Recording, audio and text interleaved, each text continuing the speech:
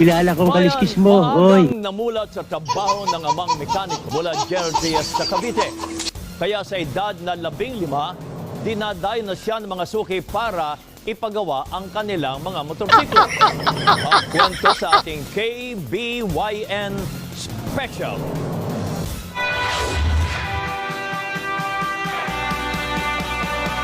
Sa halip na gadget, motorsiklo ang pinagkakaabalahan. Naabutan pa ng KBYN na may kinukumpani siyang motorsiklo. Sa edad na 10 taong gulang, natutunan na magkumpuni ng mga motorsiklo. Nagmamay-ari ng motorcycle repair shop ang ama. Kaya sa halip na gumala, dito siya madalas tumambay.